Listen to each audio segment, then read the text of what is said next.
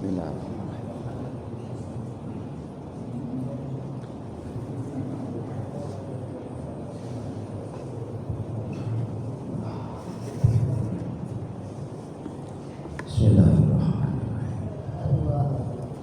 Assalamualaikum warahmatullahi wabarakatuh. Waalaikumsalam warahmatullahi wabarakatuh.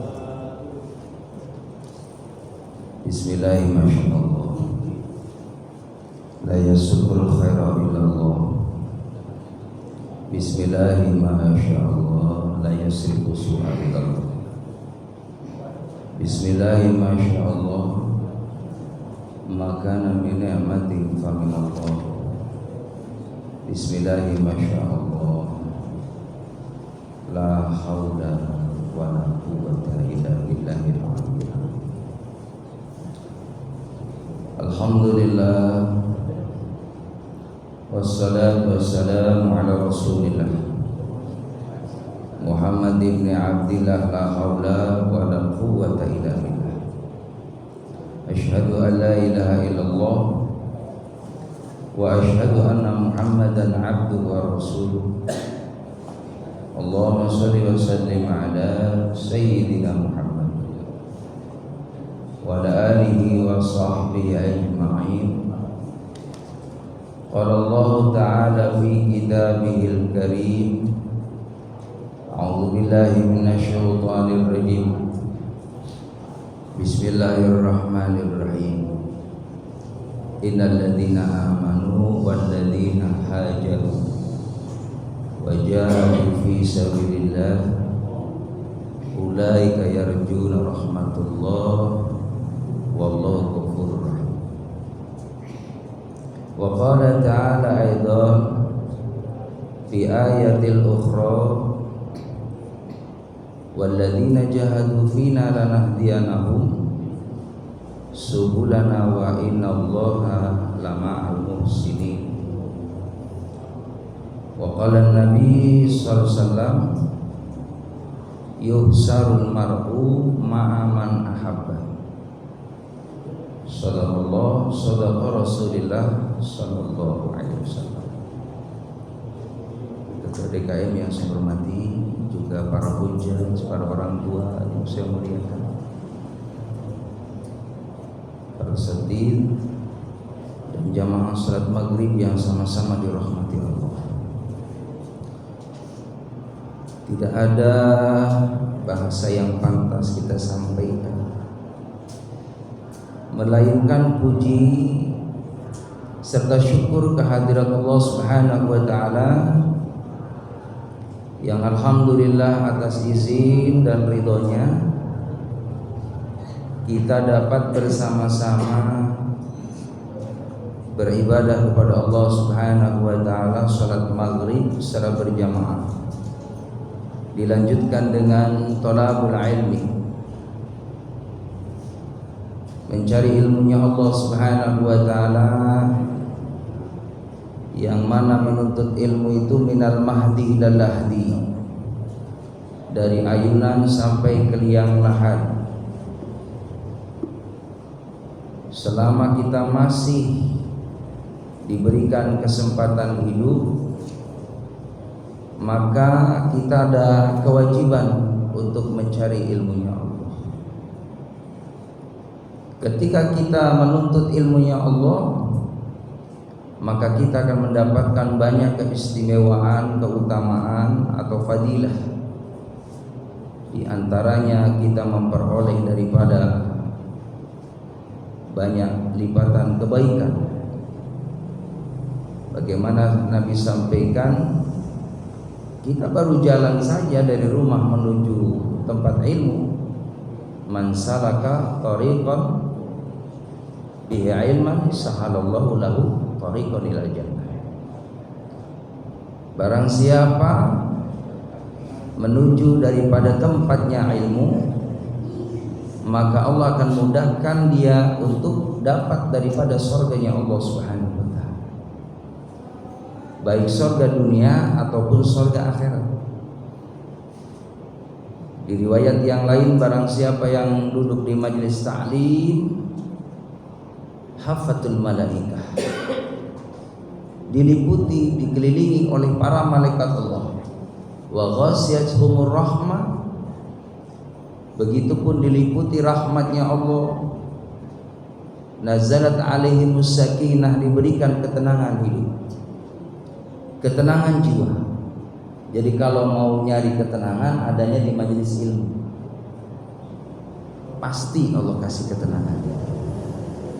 Makanya sampai saking tenangnya, kadangkala mohon maaf ya rahimakumullah, survei membuktikan banyak orang yang pules di majelis taklim. Udah biarin, makanya ini hadiah dari Allah. Ya, insya Allah dapat pahalanya sama, karena kita sudah niat nyari ilmu. Yang dimuliakan oleh Allah Subhanahu wa taala. Juga ketika kita duduk di majelis ilmu, dari ba'da maghrib kita ngaji sampai isya, maka duduknya kita seperti ini dinilai zikir di hadapan Allah, dinilai ibadah di hadapan Allah. Apalagi hatinya sambil zikir, diamnya aja jadi mustami, dinilai ibadah di mata Allah, dinilai orang zikir di hadapan Allah. Maka jamaah rahimakumullah, sampai Nabi pun berpesan kepada para sahabat, ketika engkau menjumpai suatu majlis, baik itu halaqatul dzikir atau halaqatul ta'lim, ya, suatu kelompok sedang zikir di dalamnya, sedang taklim di dalamnya, farta'u, mampu, duduklah, ambil bagianlah di situ. Karena apa?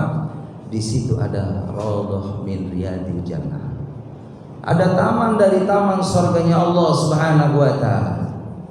Bisa kita bayangin hadirin, kita masih ada di bumi, tapi Allah sudah janjikan, Allah hadirkan berupa taman surganya Allah. Yang dimuliakan oleh Allah Subhanahu wa taala. Allahumma shalli ala sayyidina Muhammad. Salawat dan salam semoga terlimpah curahkan kehariban Nabi kita Muhammad sallallahu alaihi wasallam. Dengan wasilah beliau kita dikenalkan bagaimana pentingnya ibadah. Kalau hidup kita ini pengen sukses, kalau hidup kita ini pengen dapat yang namanya kasih sayangnya Allah, maka sibukkan dengan amal-amal yang baik. Karena sesungguhnya amal kebaikan itu semua dinilai ibadah. Inna salati wa nusuki wa mahyaya wa mamati lillahi rabbil alamin. Sesungguhnya salatku, aktivitasku, hidup dan matiku lillah, karena Allah.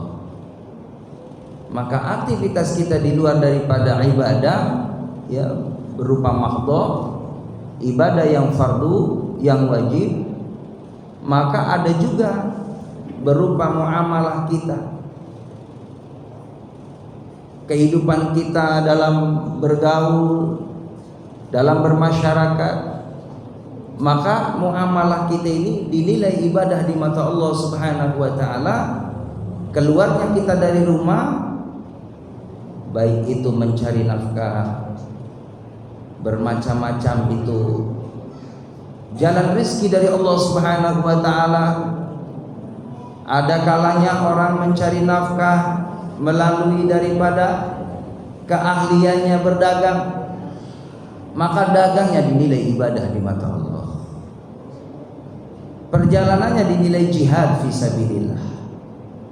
Seorang petani dia keluar dari rumahnya, bismillah tawakkal 'ala Allah, ya Allah, dengan menyebut namamu.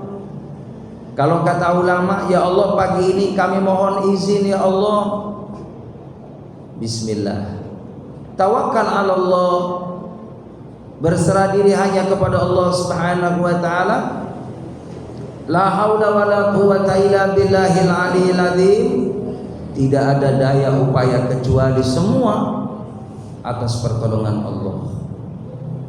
Kalau Bapak jamaah rahimakumullah hafal doanya Nabi Khidir alaihissalam, Bismillahi masyaallah la yasukul khairu ilallah. Bismillahi masyaallah la yasrifu su'a ilallah. Bismillahi masyaallah makana min ni'matin faminallah. Bismillahi masyaallah la haula wala quwwata illa billah. Maka orang yang membaca zikir ini, doa ini, maka Allah Subhanahu wa taala berikan kepadanya berupa rahmat kasih sayang dari Allah untuknya, bernilai kebaikan selama aktivitasnya, dilindungi oleh Allah Subhanahu wa taala dari bermacam-macam kesulitan hidupnya. Artinya dia akan dimudahkan urusannya oleh Allah Subhanahu wa taala, diamankan oleh Allah, dijaga sama Allah, dinilai ibadah di mata Allah, maka insya Allah segala hajatnya akan dipenuhi oleh Allah. Maka ini zikir doa ini biasa didawamkan oleh orang-orang yang senantiasa terus merindukan daripada kebaikan dari Allah Subhanahu wa taala. Yang dimuliakan oleh Allah Subhanahu wa taala, pada muqaddimah di awal tadi saya bacakan surah Al-Baqarah ayat yang ke-218. Bagi orang yang berharap rahmat dari Allah Subhanahu wa taala, yaitu diantaranya orang yang mau hijrah dan orang yang mau jihad di jalan Allah. Bismillahirrahmanirrahim. Innalladzina amanu, sesungguhnya orang-orang yang beriman, walladzina hajaru, dan orang-orang yang berhijrah. Maka jemaah rahimakumullah, ini sudah di penghujung bulan Muharram. Ya, maka bulan Muharram itu adalah penetapan awal bulan di tahun Hijriah. Sudah 446 Hijriah. Jemaah rahimakumullah, maka di bulan Muharram itu juga ada peristiwa yang begitu luar biasa. Di samping penetapan tahun kalender ya Hijriah, ya, maka di situ juga bagaimana ada peristiwa-peristiwa yang bersejarah, baik itu pada diri Nabi Muhammad SAW dan juga Rasul-Rasul Allah yang lainnya, yang mana mereka dalam berdakwah menegakkan agama Allah Subhanahu wa taala, ternyata jemaah rahimakumullah ketika tidak berhasil dalam berdakwah, bukan hanya baginda Nabi Muhammad saja, beliau pindah, pergi dari kampung itu. Termasuk bagaimana Nabi Musa alaihissalam diusir oleh Fir'aun. Nabi Musa berangkat, tidak diperkenankan tinggal di kota itu dalam penguasaan Fir'aun laknatullah alaih. Maka Nabi Musa pun menyelamatkan dirinya beserta kaumnya yang setia, dan akhirnya mendapatkan pertolongan dari Allah Subhanahu wa taala. Karena sesungguhnya orang yang beriman kepada Allah dan mau berhijrah, menyelamatkan akidahnya, maka dia pasti memperoleh pertolongan dari Allah. Jemaah rahimakumullah. Begitupun bagaimana Nabi Nuh alaihissalam. Nabi Nuh nggak sanggup melihat kaumnya durhaka kepada Allah. Sudah diingatkan oleh Nabi Nuh, wahai kaumku, berimanlah kepada Allah.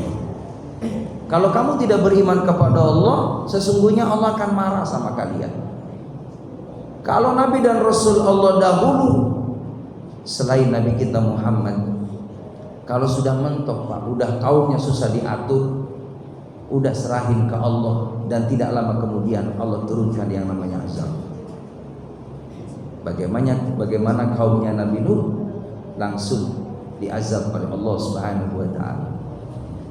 Bagaimana kaumnya Nabi Musa alaihissalam juga sama seperti itu.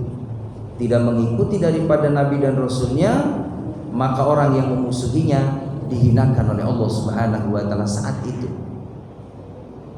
Termasuk jemaah rahimakumullah Nabi Nuh. Nabi Nuh itu jamaah rahimakumullah sudah mengingatkan terhadap istrinya, terhadap anaknya yang namanya Kan'an. Wahai istriku, wahai anakku, segeralah naik ke laut, karena sebentar lagi Allah akan turunkan yang namanya azab. Akan tetapi kau berimanlah kepada Allah. Tapi istri dan anaknya tidak mau beriman kepada Allah. Dia mengingkari daripada kenabian dan kerasulan daripada Nabi Nuh alaihissalam. Maka apa yang terjadi jamaah yang dimuliakan oleh Allah? Nabi Nuh pun pergi dari tempat itu. Dan apa yang terjadi? Anak dan istrinya dia mendapatkan azab dari Allah Subhanahu wa taala. Jamaah rahimakumullah, termasuk baginda Nabi Muhammad diperintah sama Allah. Hijrahnya Nabi Muhammad ini dalam suatu sirah nabawi.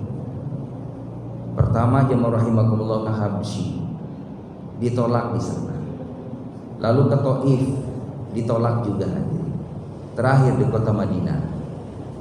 13 tahun di kota Mekah berdakwah hadirin. Pada saat itu Nabi Muhammad usia 53, pergi berangkat ke kota Madinah.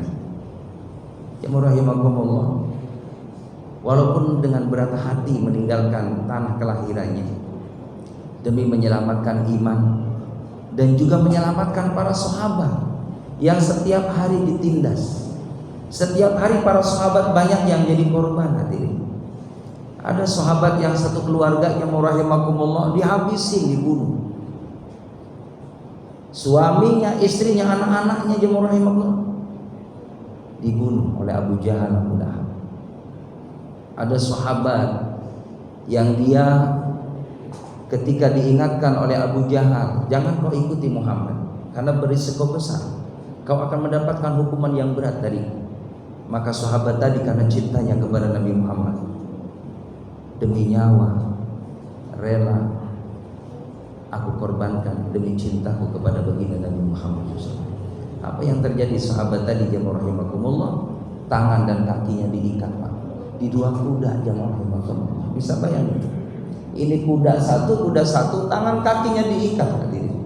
Maka kuda itu langsung dipecutnya, suruh lari sekencang-kencangnya, dan sahabat itu terbelah jemaah rahimakumullah. Ada sahabat yang dimuliakan oleh Allah Subhanahu wa taala. Kita kenal bagaimana Bilal bin Rabah di siang hari disiksa jemaah rahimakumullah di padang luas, di atas batu, lalu ditaruh lagi di atas perutnya batu, diinjak-injak, dipermalukan di halayak ramai. Bilal bin Rabah tidak sedikit pun goyah keimanannya.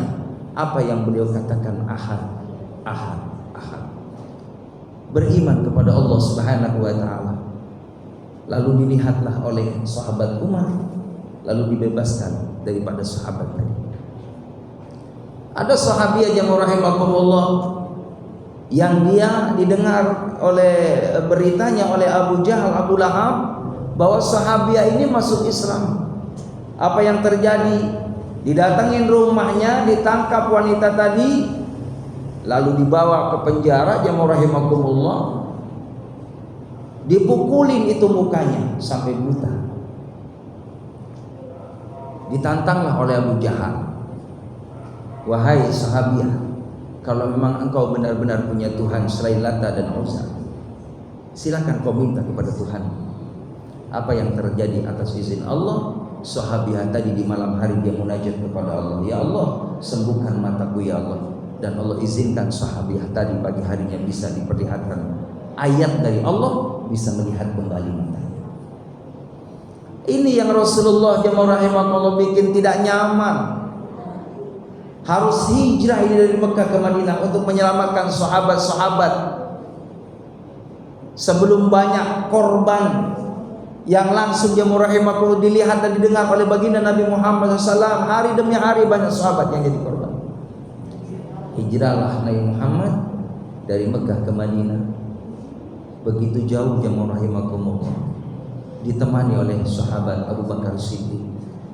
Abu Bakar jemaah rahimakumullah, sahabat yang memang beliau begitu cintanya kepada Nabi Muhammad, selalu diikuti kemana Nabi Muhammad pergi.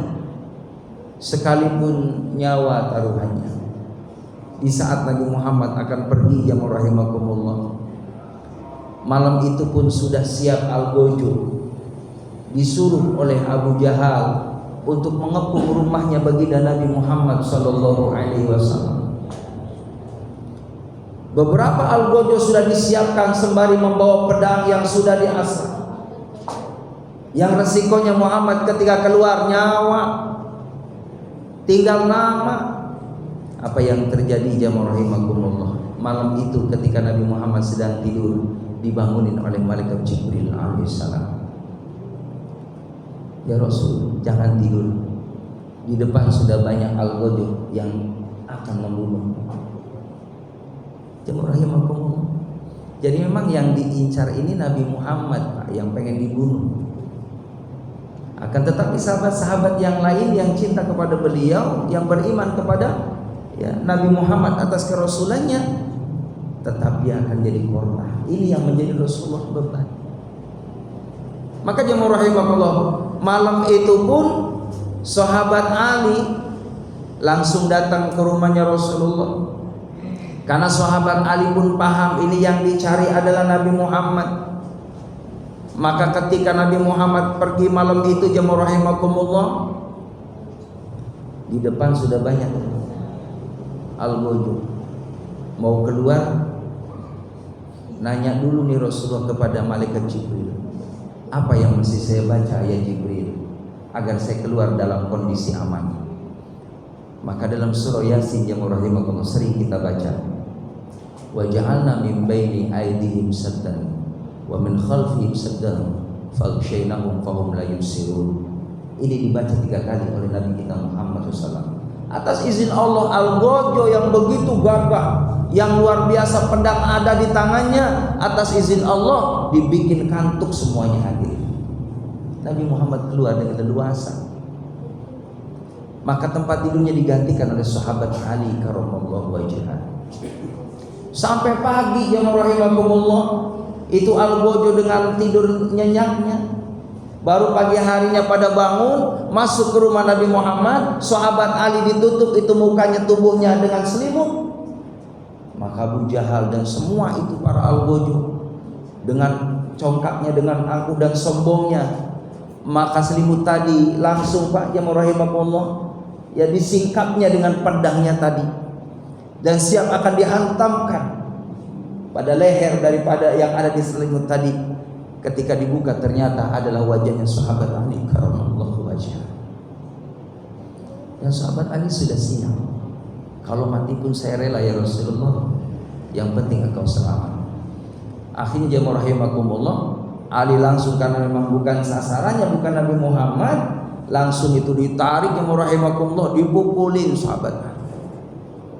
Ditanya, kemana Muhammad? Bukankah semalam keluar yang melewati Anda?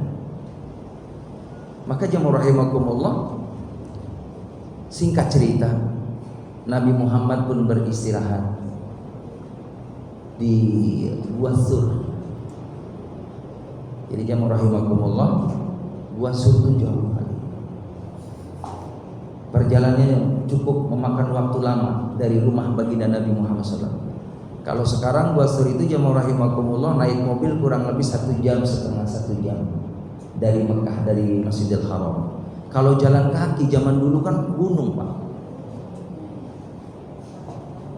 Jamaah rahimakumullah, diikutin oleh sahabat Abu Bakar Siddiq radhiyallahu anhu, sampailah di suatu tempat gunung itu.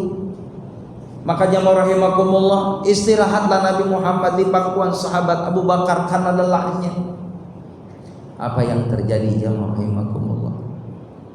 Ketika Nabi Muhammad sedang tidur, konon menurut cerita, yang namanya gunung-gunung, lembah-lembah di Arab itu banyak binatang-binatang zaman dahulu, baik itu kalajengking ataupun ular yang berbisa zaman dulu. Maka yang dimuliakan oleh Allah Subhanahu wa taala, ketika Nabi Muhammad sedang tidur, maka Abu Bakar nih antisipasi Pak, waspada gitu kan, barangkali ada binatang buas yang akan mengganggu Nabi Muhammad. Ternyata betul jamaah rahimakumullah, di sebelah kaki Nabi Muhammad itu nongol jamaah rahimakumullah. Ada suatu riwayat kalajengking, ada suatu riwayat itu ular. Maka ular itu jamaah rahimakumullah keluar akan mendekati daripada tubuh Nabi Muhammad SAW. Maka Abu Bakar dengan cekatan langsung menutup lubang itu jamaah rahimakumullah. Jangan sampai ular ini menghampiri tubuh baginda Nabi Muhammad yang mulia. Jangan sampai tubuh Nabi Muhammad tersengat, tersentuh, tergigit daripada ular yang beracun tadi, akan membahayakan baginda Nabi Muhammad. Ketika ditutup jamaah yang dimuliakan oleh Allah Subhanahu wa taala, betul ular tadi mematok daripada tangannya sahabat Abu Bakar Siddiq radhiyallahu anhu.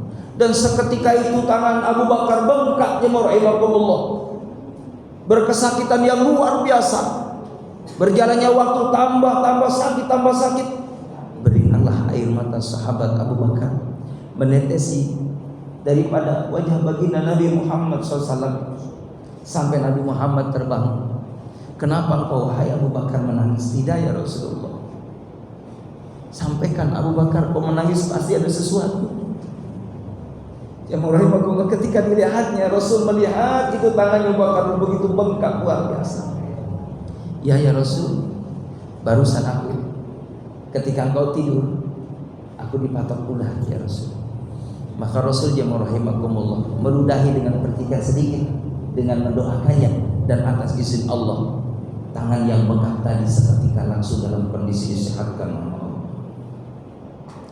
Jemaah rahimakumullah, ternyata kata ulama, kenapa ular tadi keluar mau menghampiri baginda Nabi Muhammad SAW? Sesungguhnya ular tadi pun ingin melihat wajah baginda Nabi kita Muhammad sallallahu alaihi wasallam. Jemaah rahimakumullah, yang namanya hayawan, yang namanya tumbuhan, semuanya itu begitu memuliakan baginda Nabi Muhammad SAW. Begitu bangganya yang namanya tumbuhan dihampiri baginda Nabi Muhammad. Begitupun jalan-jalan ketika dilalui Nabi Muhammad, begitu merasa bahagia, merasa senang.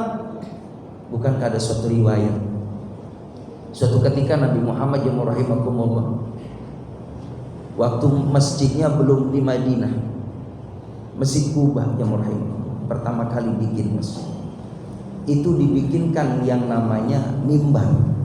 Mimbarnya dari pohon kurma.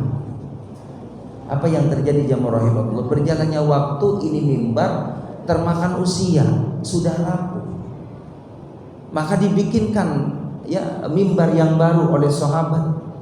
Lalu ketika sholat Jumat jamaah rahimakumullah, Nabi berdiri. Ketika akan berkhutbah terdengar tangisan. Mana ini sumber tangisan? Ternyata Nabi menghampiri jamaah rahimakumullah mimbar yang lama itu. Terdengar pada pribadi Nabi Muhammad, dia menangis. Merasa begitu beratnya, merasa ingin disentuh tadi jamaah rahimakumullah oleh tubuh baginda Nabi kita Muhammad sallallahu alaihi wasallam. Lalu atas izin Allah mimbar tadi pun setelah didekati oleh Nabi Muhammad, alhamdulillah seketika itu dalam kondisi diam. Itulah keistimewaan baginda Nabi kita Muhammad. Hadirin jamaah yang dimuliakan oleh Allah Subhanahu wa taala. Jadi hijrah bagi Nabi Muhammad adalah hijrah makani, hijrah tempat. Nabi sampaikan la hijrata, tidak ada lagi hijrah ba'da fathul Makkah, setelah kemenangan kota Mekah. Jadi setelah hijrahnya Nabi Muhammad dari Mekah ke Madinah, itu tidak ada lagi hijrah. Kecuali hijrah ini dilakukan oleh baginda Nabi kita Muhammad SAW. Yang ada pada umat Nabi Muhammad adalah hijrah maknawiyah, dari yang tidak baik menjadi baik, dari yang malas menjadi giat. Sehingga jamaah rahimakumullah, di ayat berikutnya juga walladzina hajaru, dan orang-orang yang berhijrah, wajahadu fi sabilillah, dan orang yang berjihad di jalan Allah Subhanahu wa taala, memperjuangkan agama Allah Subhanahu wa taala. Imam Tabari beliau menyampaikan, siapa mereka orang yang termasuk memperjuangkan agama Allah Subhanahu wa taala adalah orang yang termasuk orang yang memakmurkan rumah Allah Subhanahu wa taala. Para asatid, para mustami yang setia dengan para alim ulama, itu orang-orang yang berjuang di jalan Allah Subhanahu wa taala. Orang-orang yang memakmurkan rumah-rumah Allah Subhanahu wa taala di muka bumi ini adalah orang-orang yang dia menolong agama Allah Subhanahu wa taala. In tansurullah yansurkum wa yutsabbit aqdamakum. Kalau kita membela agama Allah, hidup kita akan senantiasa ditolong oleh Allah Subhanahu wa taala. Ulaika yarjuna rahmatullah, mereka itulah yang berharap kasih sayang dari Allah Subhanahu wa taala. Mereka itulah yang berharap rahmatnya Allah. Dan yang namanya rahmat Allah itu sangat kita butuhkan, baik di dunia, terlebih-lebih nanti di akhirat. Ada suatu riwayat kata baginda Nabi Muhammad, seseorang masuk surga dia rahimakumullah bukan karena bangganya banyaknya amal. Amal banyak bagus kalau lillahi ta'ala. Tapi dia rahimakumullah, ini yang perlu kita luruskan. Jangan sampai amal kita ini menurut kita ini banyak kuantitasnya, tapi kualitasnya sedikit di mata Allah Subhanahu wa taala. Maka apa yang menyebabkan hamba tadi masuk dalam surganya Allah? Dengan rahmatnya Allah Subhanahu wa taala. Bisa jadi jamaah rahimakumullah dengan tadi menyingkirkan ya kesulitan-kesulitan di jalan, ada duri di jalan, ada batu di jalan, lalu kita singkirkan supaya saudara kita ketika melaluinya dalam kondisi nyaman. Ini juga menjadi asbab Allah berikan rahmat kepadanya.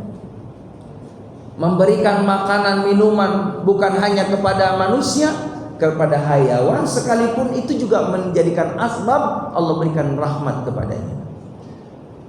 Termasuk jemaah yang dimuliakan oleh Allah Subhanahu wa taala, merawat tanam-tanaman, menyiram tanaman, memberikan pupuk dan lain sebagainya. Ini juga sama, bagian daripada orang yang akan mendapatkan curahan rahmat dari Allah Subhanahu wa taala.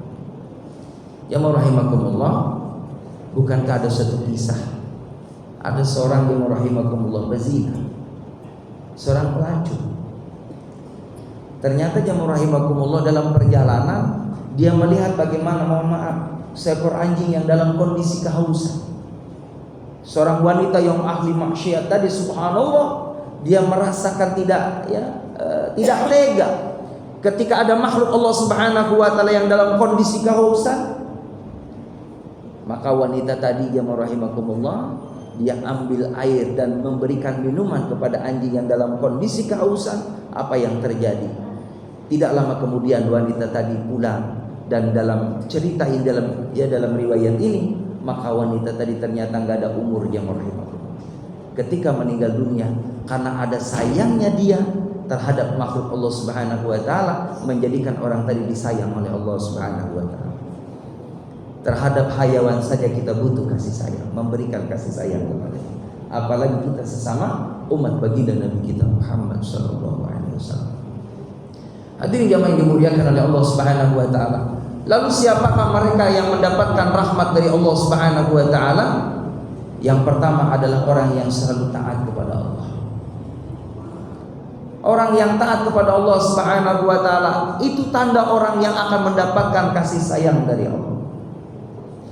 Ketika Allah perintahkan sami'na wa ta'na, kami dengar, kami taat ya Allah. Ini yang dilakukan, yang diamalkan oleh para nabi, para rasul, para syuhada, para salihin, para siddiqin, para ulama, orang-orang saleh. Mereka senantiasa ketika membaca ayat Allah, mendengar ayat Allah tentang perintah dari Allah, sami'na wa ata'na, kami dengar, kami taat ya Allah. Maka ketaatan yang kita lakukan ini menjadikan asbab Allah mencurahkan rahmat kepada kita. Lalu yang kedua, apa yang menjadikan asbab Allah memberikan rahmat kepada kita? Jauhkan kemaksiatan. Menjauhkan kemaksiatan, sekecil apapun kemaksiatan yang menjadikan sebab Allah tidak ridho kepada kita, jauhkan sejauh-jauhnya. Karena kemaksiatan kalau dikerjakan jamaah rahimakumullah, itu penghalang kita dapat kasih sayang Allah. Ketika kemaksiatan dilakukan oleh hamba tadi, menjadikan orang tadi dibenci oleh Allah, maka kita tidak mau menjadi hamba Allah yang dibenci oleh Allah. Kita pengen disayang oleh Allah Subhanahu wa taala. Tidak ada cara apa yang dilarang sama Allah Subhanahu wa taala, jauhkan sejauh-jauhnya. Kita jaga indrawi kita di antaranya. Bagaimana menjaga indrawi kita, mata kita. Jangan pernah kita melihat sesuatu yang menyebabkan Allah tidak suka kepada kita. Ini nikmat karunia mata yang rahimakumullah. Ini luar biasa. Ini ayat dari Allah Subhanahu wa taala yang wajib kita syukuri. Bukankah ada, mohon maaf yang rahimakumullah, orang lahir di dunia ini dalam kondisi mohon maaf tidak memperoleh kesempurnaan fisiknya dari Allah, dalam kondisi dia tidak bisa melihat. Dia tidak tahu bagaimana wajah ayahnya, tidak tahu wajah bundanya, tidak tahu wajah pasangannya, tidak tahu wajah anak-anaknya. Ya rahimakumullah. Akan tetapi kalau orang tadi dalam kondisi punya iman kepada Allah, dia tetap bersyukur dan sabar dalam kondisi apa yang Allah kasih pada dirinya, dan dia terus beribadah kepada Allah. Bukankah ya rahimakumullah, di muka bumi ini kalau seandainya kita jadi orang yang ada mungkin kekurangan, dibatasi kekurangan hidup di dunia ini, tidak selamanya. Kalau mungkin ada orang yang rahimakumullah, dia tidak punya mata, tidak berfungsi telinganya, atau tidak bisa berbicara, atau mungkin organ tubuhnya ada yang tidak sempurna. Ketika meninggal dunia ya rahimakumullah, fisik kita kembali min turab ila turab, akan kembali kepada tanah. Tapi rohaniah kita, jiwa kita akan kembali kepada Allah Subhanahu wa taala. Akan disempurnakan fisik kita dalam surganya Allah Subhanahu wa taala. Maka kita sih berharap sama Allah, biar jasad kita kalau meninggal dunia dijaga sama Allah. Amin ya rabbal. Ada orang yang jasadnya dijaga sama Allah, tidak disentuh oleh makhluk yang ada di dalam tanah tadi. Siapa mereka? Hafidz Quran, ataupun kata ulama orang yang gemar membaca Al-Quran. Terus lagi adalah orang-orang yang senantiasa terus mendawamkan wudu, mensucikan dirinya di hadapan Allah, sembari hatinya terus berzikir kepada Allah Subhanahu wa taala. Kalau dalam suatu hadis itu, kalau kita pengen jasad kita ini dijaga sama Allah, diamankan di alam barzah, baca surah Al-Mulk.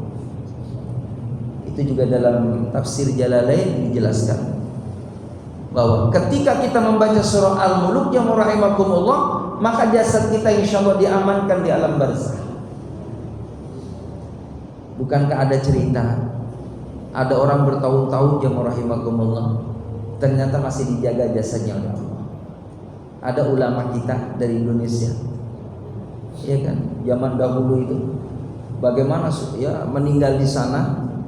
Ternyata beberapa tahun kemudian ketika digali yang rahimakumullah, jasad itu masih utuh. Ternyata diketahuinya adalah ulama Indonesia. Belum lama juga yang rahimakumullah, al-maghfirlah Maimun Zubair. Beliau juga sama, jasadnya dijaga oleh Allah Subhanahu wa taala. Dan ada ceritanya rahimakumullah, di Kerawang itu ada guru ngaji. Sudah 15 tahun ya rahimakumullah, ketika keluarganya dari Jakarta ingin dipindahkan itu untuk kumpul dengan keluarganya, karena beliau merantau di Kerawang. Ketika diambil itu jasadnya ternyata masih utuh, dan semua masyarakat menyaksikan ini adalah guru ngaji yang ikhlas ngajarin anak didiknya supaya mengenal ilmu Allah Subhanahu wa taala. Yang dimuliakan oleh Allah Subhanahu wa taala, maka jauhkan maksiat. Karena ketika kita berbuat maksiat yang rahimakumullah, nanti takut dibikin indah sama syaitan. Kalau kita sering melihat wanita, mohon maaf, yang dia bukan keluarga kita, dilihatnya itu mengundang syahwat, ini akan nempel titik hitam pada hati kita. Dan lama kelamaan ya rahimakumullah, yang dikhawatirkan mata kita asik melihat tadi, karena dilepas oleh Allah Subhanahu wa taala, tidak mendapatkan pertolongan dari Allah. Karena menjadi hobi bagi dia. Maka jangan pernah kita jemaah rahimakumullah ngikutin tadi nafsu kita. Nafsu kita, hawa nafsu kita yang hakikatnya syaitan terus menyetir kita, mengarahkan kita supaya hobi mata kita melihat maksiat. Begitupun telinga kita hobi mendengarkan hal yang tidak baik, mulut kita dan lain sebagainya, organ tubuh kita. Maka terus kita pantau hadirin. Kalau memang ini mengarah kepada kemaksiatan, maka kita berjuang supaya tidak mengikutinya, agar kita menjadi orang yang dirahmati oleh Allah. Lalu selanjutnya jemaah rahimakumullah, yang ketiga, orang yang memperoleh rahmatnya Allah adalah orang yang punya mahabbah, orang yang punya rasa cinta yang dalam terhadap Allah, terhadap baginda Nabi kita Muhammad sallallahu alaihi wasallam. Kalau kita mencintai Nabi Muhammad sepenuh hati, melebihi cintanya terhadap dirinya, pasangannya, anak-anaknya dan orang yang dicintainya, maka menjadikan asbab yuhibbukumullah, dicintai sama Allah. Kalau sudah dicintai sama Allah, wa yaghfir lakum dzunubakum, Allah akan mengampuni dosa kita. Yang menyebabkan kita dirahmati Allah diantaranya karena kita diampuni kesalahannya di hadapan Allah dengan asbab mencintai Nabi Muhammad sallallahu alaihi wasallam. Jamaah yang dimuliakan oleh Allah Subhanahu wa taala, dari sini barangkali ada yang perlu ditanyakan Pak.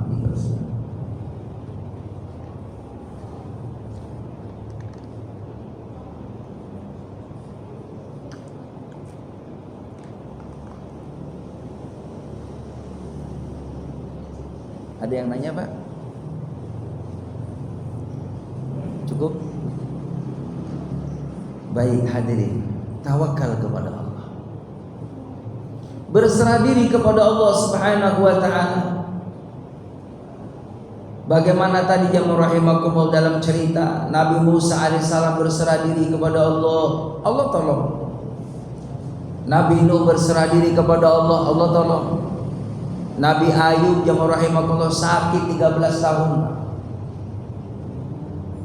gak pernah ngeluh hadirin. Nabi Ayub sakit 13 tahun, sampai istrinya menurut hikayat itu pada minta cerai hadirin. Jadi ada 4 Pak istri Nabi Ayub. Itu semuanya gak kuat karena lihat suaminya sakit. Satu persatu minta cerai. Hanya satu Siti Rahmah hadirin yang gak cerai. Itu saking luar biasa, bertambah hari habis Pak, kulitnya habis, dagingnya habis, bahkan sudah berulat yang rahimakumullah pada tubuhnya.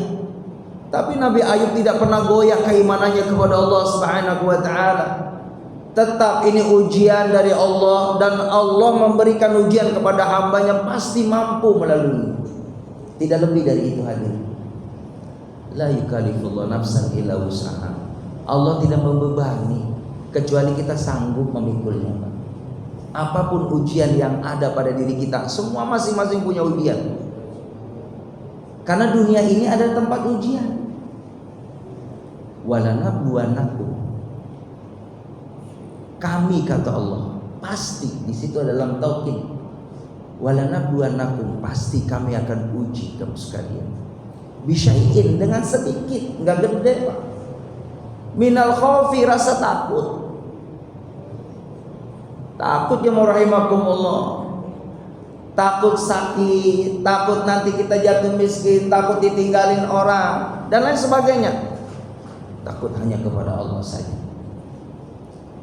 Ya rahimakumullah. Ujian dari Allah Subhanahu wa taala. Ini umum, kalimat ini umum buat kita semua umat manusia. Oh, Nabi Muhammad sendiri Habibullah, kekasih Allah, masih diuji Pak. Bahkan Nabi Muhammad udah ngalamin ujiannya. Setiap kita umat Muhammad ini ujiannya ada pada diri baginda Nabi Muhammad. Semua udah dialami sama Rasulullah. Nabi Muhammad mohon maaf, ada dalam kandungan ibundanya Pak, 6 bulan udah nggak ada ayah. Allahu Akbar. Nabi Muhammad yang rahimakumullah ketika dibawa oleh Halimatus Sa'diyah beberapa bulan lalu kembali ketemu dengan Siti Aminah. Sudah ketemu sama Siti Aminah jemaah rahimakumullah, lalu berangkatlah itu ziarah ke makam ayahnya Abdullah.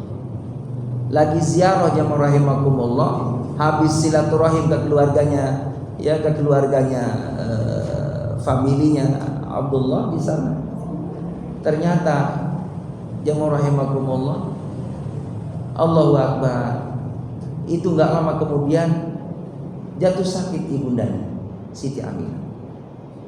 Jadi ketemu hanya 6 tahun dengan Siti Aminah. Itu pun di Halimatus Sa'diyahnya berapa tahun. Jadi hanya sebentar dengan ibunya ketemu hadir. Yatim piatu Pak, 6 tahun. Ngikut itu sama kakeknya jemaah rahimakumullah. Enggak lama kemudian kakeknya meninggal dunia.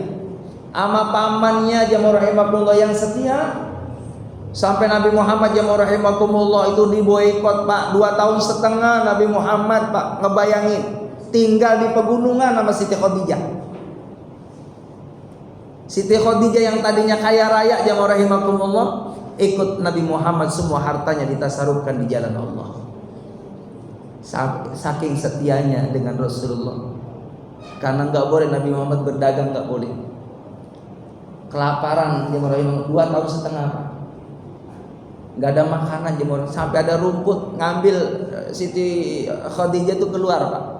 Malam-malam nyari rumput, ada rumput apapun dimasak sedikit dimakan. Saking nggak ada makanan. 2 tahun setengah.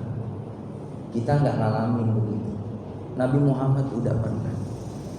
Nabi Muhammad saben hari Pak ditampar. Kalau mau ke Masjidil Haram, mohon maaf, diludahin sering Pak. Ditampar sering, dibilang orang gila sering. Nabi Muhammad nggak marah hati, selalu ngedoain yang baik. Itulah pribadi Nabi kita Muhammad SAW. Mudah-mudahan kita mengikuti beliau, untuk senantiasa mencintai beliau dan terus menghidupkan amalan-amalan yang diwasiatkan beliau. Demikian yang dapat saya sampaikan. Subhanaka hamdika asyhadu an la ilaha illa anta astaghfiruka wa atubu ilaik. Walhamdulillah. Demikian. Assalamualaikum warahmatullahi wabarakatuh.